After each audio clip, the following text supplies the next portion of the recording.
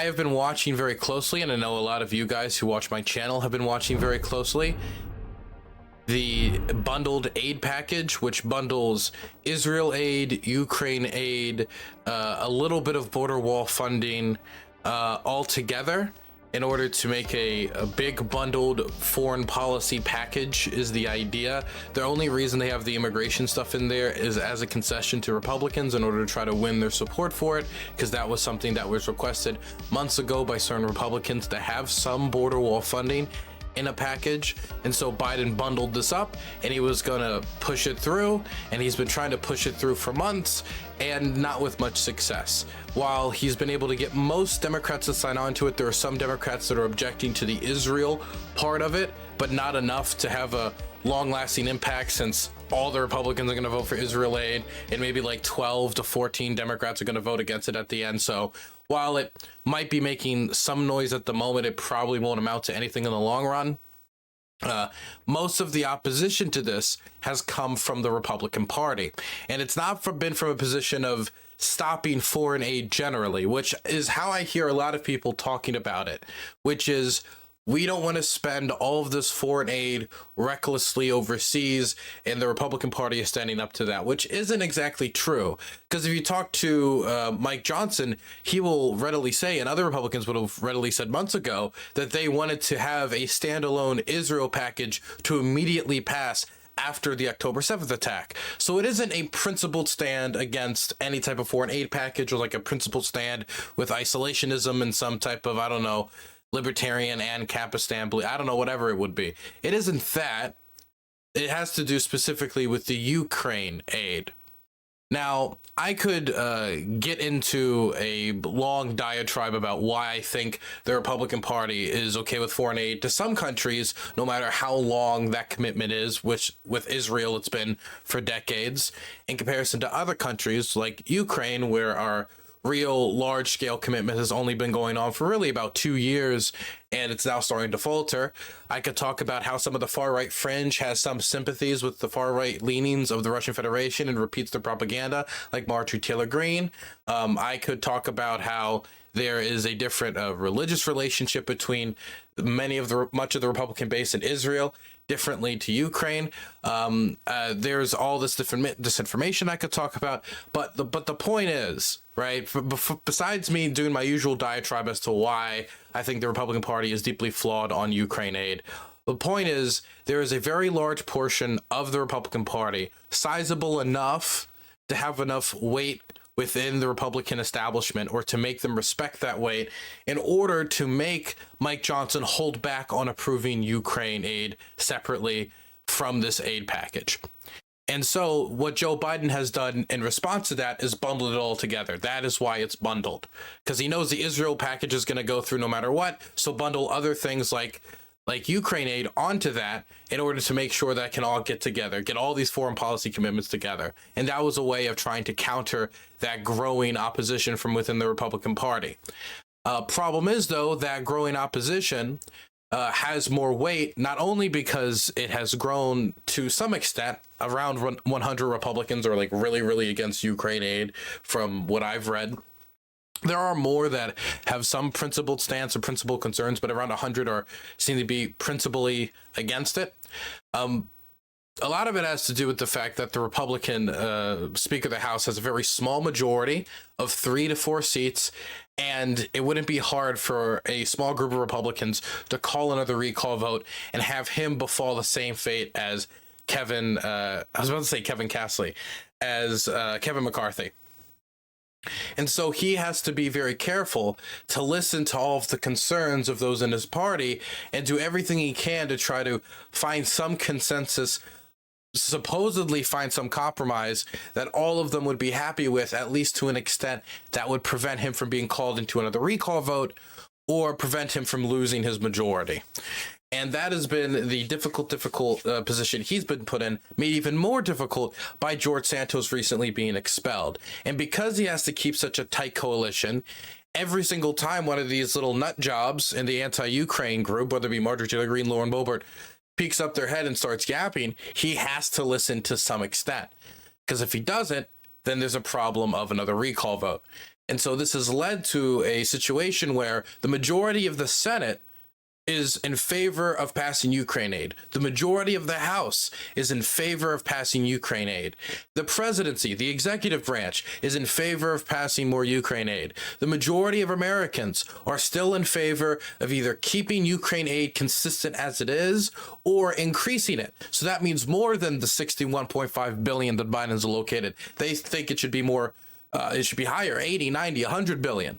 Right? But that's 59% of the American public from recent polling data I have seen together. So the majority still support aid.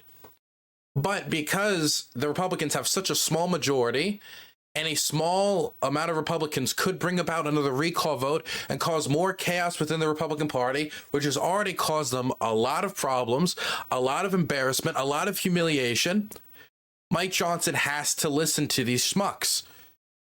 And so every time they get somewhere close to reaching some agreement with the Biden administration, these schmucks pink up their head, they gouge themselves into the conversation and start making new requirements, new requests, pushing negotiations down the line because they are making demands that are just never going to happen.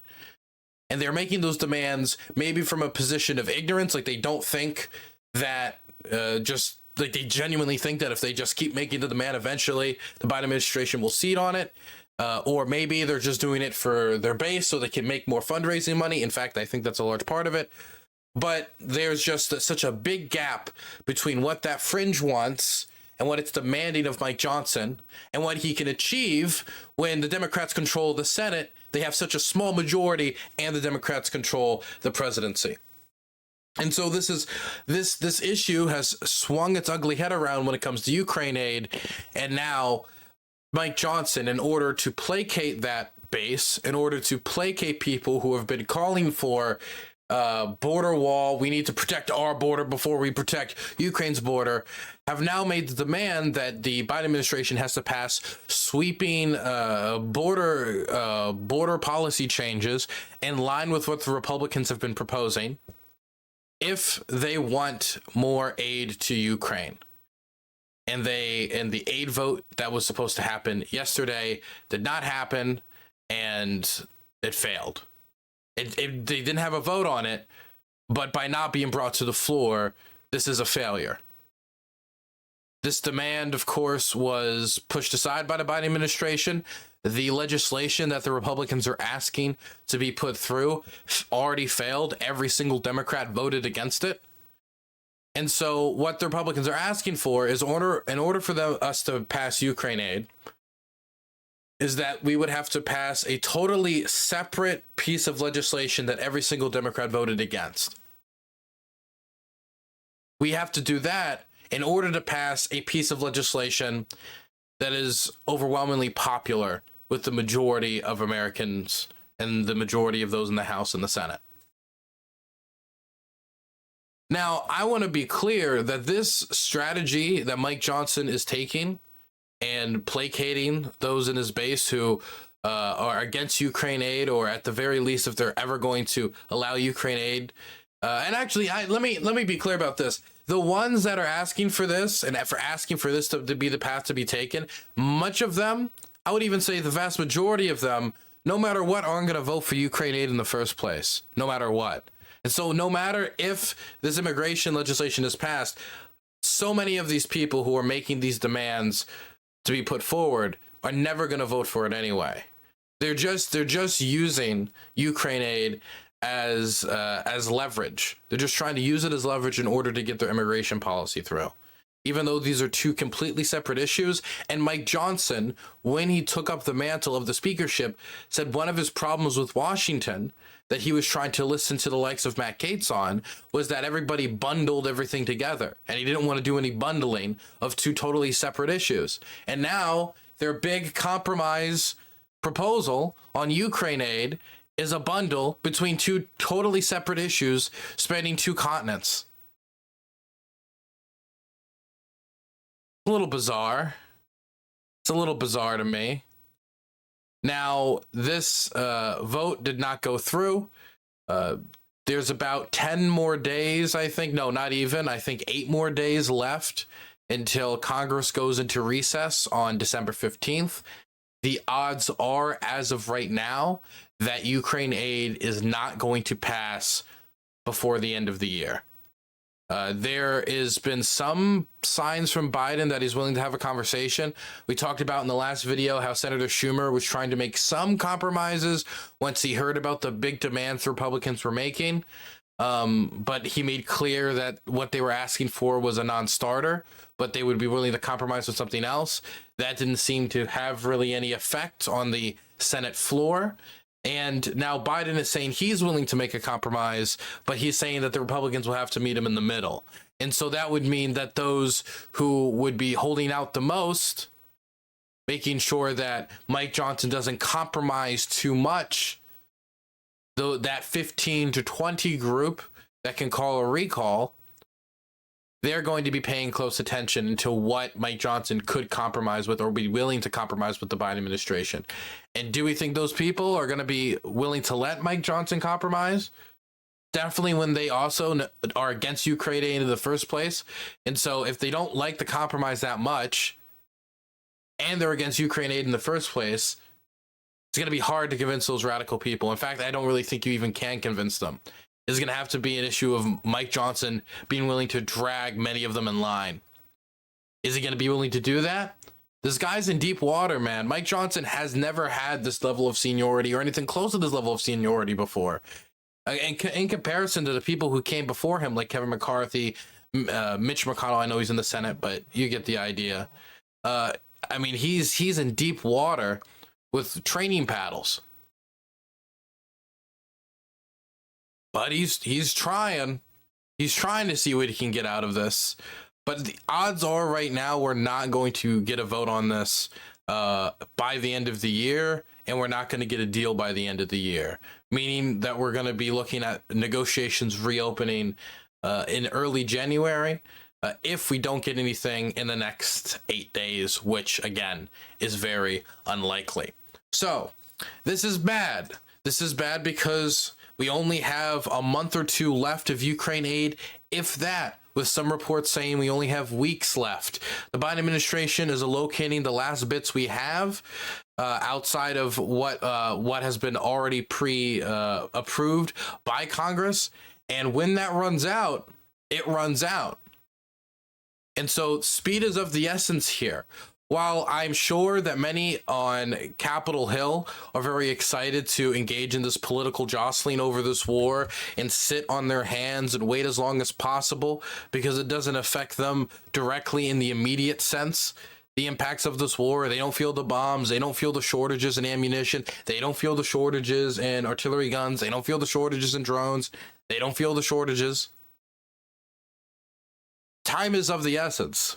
The longer Ukrainian artillery crews go without good supplies of shells, the longer the shortage is going to take effect. The longer the shortage is going to take effect, the easier it's going to be for the Russians to attack Ukrainian lines. The easier it is for the Russians to attack the Ukrainian lines, the more likely it is that they're either going to capture more land or be able to smash up Ukrainian positions and make more progress, kill more Ukrainian soldiers. And this general math is true of all fields of the armed forces. Shortages everywhere. And if there's a shortage anywhere, there's a problem there. There's shortages when it comes to artillery shells. There's shortages when it comes to airplane parts. There's shortages when it comes to artillery batteries. There's shortages when it comes to helicopter parts and helicopters. And all these issues that need to be attended to. The Ukrainian military has been able to achieve so much with relatively so little. And it's not being stopped because the American public has turned against it. It's been stopped because of political grandstanding and maneuvering for a totally separate issue. It's very frustrating, very frustrating. You know who's happy about it all, though? You know who's very happy about the situation, is happy about what happened yesterday? I can tell you, Russia is very, very happy about what happened yesterday. Russian state TV is extremely happy about what happened yesterday. Let me read you this piece from the Daily Beast, written by Julia Davis, who does a lot of work with Russian Media Monitor watches a lot of Russian state TV and translates it into English. I recommend their YouTube channel. Aries385, thank you so much for the tier 1. Republicans voted to block a $110.5 billion emergency spending bill to aid Ukraine and Israel Wednesday night, sparking celebrations in Moscow, where they believe the United States will withdraw support for Kiev, allowing them to win the war. A classified briefing with administration officials reportedly devolved into a meltdown on Tuesday afternoon, making it clear that the measure would fail. "We are about to abandon Ukraine," Senator Chris Murphy told the press as he left the briefing. "When Vladimir Putin marches into a NATO country, they will rue the day they decided to play politics with the future of Ukraine's security." These developments prompted jubilation in Moscow during Wednesday's broadcast of a state TV program, 60 Minutes. Evgeny Popov said Ukraine was now in agony, and it was difficult to imagine a bigger humiliation. During his morning show, Full Contact on Wednesday, top pro-Kremlin propagandist Vladimir Solovyov, we've seen him a lot on the channel, we've reacted to a lot of his stuff. He's one of the top Russian propagandists that works on state networks. Janet Yellen screamed, "Don't you dare." Biden screamed, "Don't you dare." But Republicans said, "Go to hell. We don't give your coholes any money." That being a slur for Ukrainians. He basically, his quote for the Republican Biden is, "Go to hell, you slur for Ukrainians. We don't want to give you any money." That's his imagined fantasy statement, Republican Party.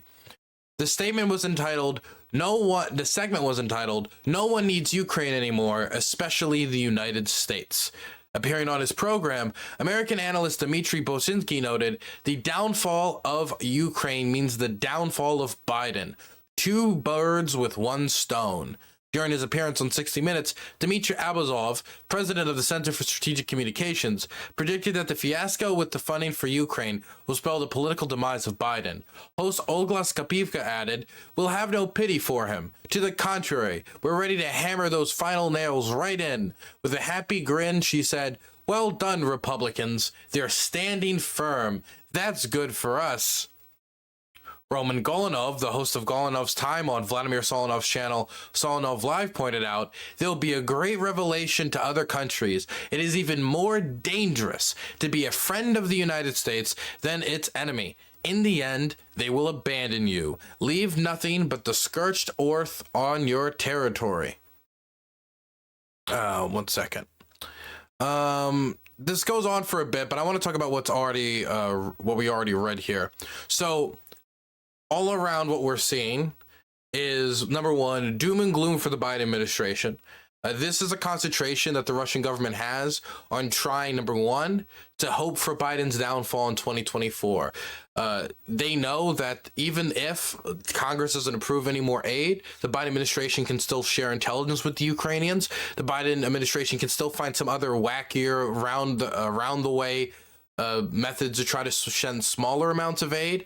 The United States can still try to coordinate with allies, and Biden, if there was a turning of political fortunes or some sort of compromise reached, could always resume aid shipments, even if we aren't able to approve of an aid package come December 15th and negotiations reopen early January. And so the Russian administration in Moscow very much is still interested in the Biden administration coming down, the Biden administration crumbling, projecting the United States and the Biden administration as incompetent and weak, and hoping for its downfall.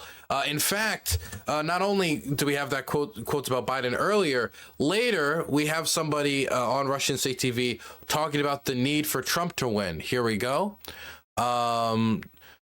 The Kremlin's mouthpiece makes no secret of their desire to see Trump return to the White House, and now they have yet another incentive. Appearing on Evening with Vladimir Solovyov Tuesday night, Dmitry Dubinsky predicted that if Trump wins the presidency, he will not only ditch Ukraine, but also Israel. He explained that he no longer has to demonstrate being a pro-president Israel president to his evangelical base. He said, "Trump already gave them all that he could. The Golan Heights, Jerusalem, and everything else. He already paid them in full. Now, after the empire of Sheldon Adelson has turned away from him, he owes them nothing."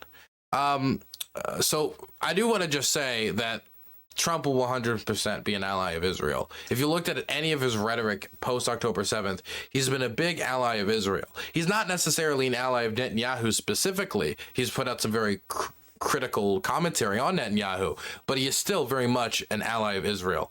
He was a president who recognized Israel's annexation of the Golan Heights, which no other country in the world recognizes, after Israel unilaterally annexed it in 1981.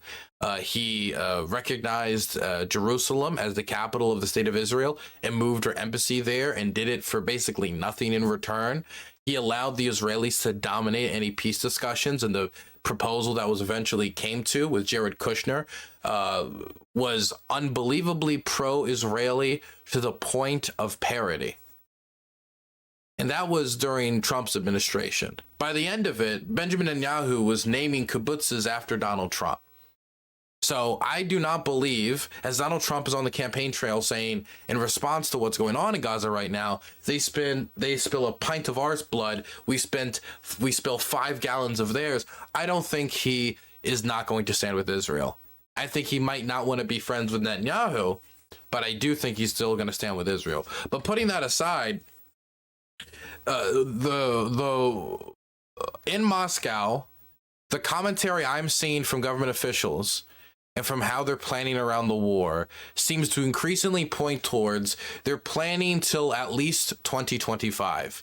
And I think one of the biggest hoping for the election to go their way, and when I mean go their way, as I mean Donald Trump to win, and then they'll be able to negotiate some sort of end to American aid, or they'll be able to see American aid drop off by 80 to 90%, or they will get the West to stop backing Ukraine in some capacity with some settlement with Donald Trump, considering how much rumor there is with him listening a lot more to people who want to completely cave to the Russians, like Tucker Carlson, who's even gone as far to say that Ukraine is no longer a democracy, they're a dictatorship, we need to basically completely abandon them. They're hoping that when 2024 comes around, Trump will win, he'll get in there, and then they can make a deal that has the West abandon Ukraine, and Ukraine is served to Russia on a silver platter, or that the conditions are set for their future domination of Ukraine and the West's abandonment of Ukraine. That seems to be what the plan is currently. And I think the most obvious evidence of that is recently Sergei Shoigu, the Russian defense minister, had a big meeting talking about the state of the war, and he openly said that we need to fight this war into the foreseeable future up until at least 2025, a year after the 2024 election. American aid is a vital component in Russian strategic thinking, and they know that if they can stop American aid, then the war for them is going to get a lot easier. Whereas if American aid wasn't to intensify, the war could get even harder for them, and there could be even more failures for them in the battlefield in the future, which could mean political disaster for Vladimir Putin's regime, which is why he wants to get somebody like Donald Trump in the White House. So that's the first thing, that this clearly shows that the Russians want Donald Trump in the White House. Another thing it shows is just like a wide appreciation for the Republican Party's, let's say, dragging of the feet on Ukraine aid. See, there is an acknowledgement that there are Republicans that still support Ukraine overwhelmingly. I've seen them complain about Liz Cheney. I've seen them complain about Adam Kissinger. I've seen them complain about John McCain as somebody they fucking despise on that network, even though this is no longer McCain's Republican Party. My gosh. I've seen them complain about Republicans and still sitting Republicans like Mitch McConnell. Mitch McConnell is somebody they particularly despise because he's been in favor of Ukraine since the start, even though he also agreed with this plan to tie immigration and border wall funding and changing American immigration policy to Ukraine aid.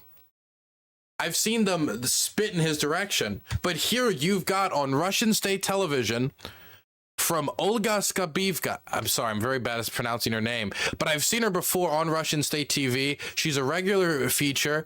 One second. I believe isn't she the head of RT? No, she's not, but I know who I'm thinking of as the head of RT. Yeah, this woman right here. But I've seen this woman a lot. She's on a lot of the networks. saying, "We'll have no pity for him. To the contrary, we're ready to hammer those final nails in.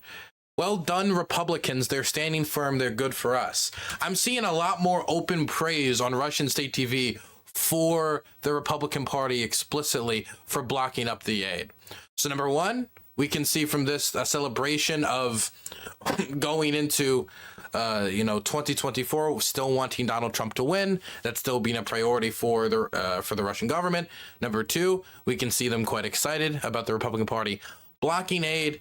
And number three, and I wanted to point towards the end. We have a doubling down on the usual America Civil War narrative. And for those of you who don't know, something that has been regularly featured on Vladimir Solonyov, one of the top Russian state TV propagandists, and not only on his program, but on other Russian state programs as well, is the idea of an American Civil War, a looming American catastrophe where our internal political divisions may be fostered by the Russian government as their type of asymmetrical warfare in the United States. We know they engage in the spreading of misinformation in order to try to increase social tensions, to try to make the situation of division in the United States worse. But he predicted that the U.S. will be forced to focus on its internal affairs as opposed to its former foreign interests, implying that there will be a civil war within the United States. He exclaimed, "The main war will unfold in Washington." Trubisky concurred and added, "It's impossible to resolve their current situation without repression and without armed clashes." So Russian state TV is very, very excited about what the Republican Party has just delivered them. Now, they know that as of right now, the Republican Party could still turn around. There still could be some sort of a compromise. But even if there's a compromise in, say, January, early next year, as early as possible as we could imagine. $5. Are you smoking native revenge for alcohol in ya pipe? Happy Christmas, holidays. Thank you for the $5, man. Thank you for the $5. Look, weed was made legal in the state of Maryland, and I'm enjoying the gift of legal recreation. Where were we? Where was I before you interrupted me? Yeah, I forget. This is the first time I'm seeing the pipe. I'm not smoking any pipe right now. I haven't smoked any pipe on stream. But oh yeah, my point is though, even if the Republicans just delay aid till early next year and then they approve it, that aid being delayed still affects unity of the United States alliance with Europe in supporting Ukraine. European politicians are going to look at this story, going to look at these headlines, and they're going to get anxious. They're going to get nervous, and they're going to start thinking, am I backing a sinking ship? Now, there's going to be countries that no matter what, that isn't going to be the case. And politicians that no matter what, that isn't going to be the case because they're ideologically committed to supporting Ukraine. I think that's going to be true in much of Poland. That's going to be true in Estonia, Latvia, Lithuania. I think that's going to be probably more true in a country like Finland due to the proximity to Russia and due to the proximity to the threat of them by Russian encroachment. But I think in much of Europe, as they see American aid getting kicked down the road more and more, and these aid votes failing. And the only reason that this vote wasn't brought to the floor, by the way, was because they didn't want to see the words "vote fails" in Congress, even though that's ultimately what still the feeling that everybody's received from this, is that there's anxiety going to be developing amongst many different European leaders, thinking, am I going to back a sinking ship? Am I going to be contributing like $500 million to $1 billion to $2 billion in artillery shells and tanks and all of this stuff when the United States, who can contribute 10 times what I can or 15 to 20 times what I can, especially in the military context, is basically sitting on their hands? Am I just backing a sinking ship? What if America never approves an aid package? Should I approve an aid package now, or should I wait until America approves an aid package so I know I'm not backing a sinking ship? And so this could lead to a snowballing effect where other aid packages start to get held up, either because A, they want to wait for America to send aid, or B, they don't think America is going to send aid and they don't want to back a sinking ship. and they want to keep those means of defense for themselves. And that's not going to be true for everyone, because not everybody sees it that way. There are going to be European powers to see it like, no matter what, we should give Ukraine everything they need to defend themselves because it helps us at the end of the day. Estonia, Latvia, Lithuania being good examples of that.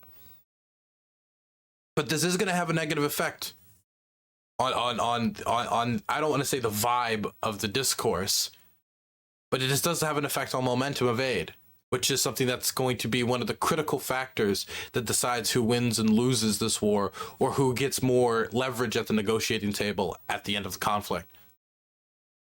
That's the first thing. And the second thing, and this is the other thing that will still be affected even if we get aid approved in January, the Ukrainians get aid approved and then they use that aid to plan out their operations, as in, okay, we're going to get 1 million shells, so we're going to use 5,000 shells this month, 5,000 shells this month in this area, 5,000 shells here, and then they start allocating their resources. But when they don't have the packages approved and they don't know what they can get their hands on, and they don't know when they're going to get their hands on stuff, then they're forced into a position of shell rationing, even though they're already engaged in shell rationing, because no matter what, because of the problem with shell production, they're going to have to engage in shell rationing to some extent.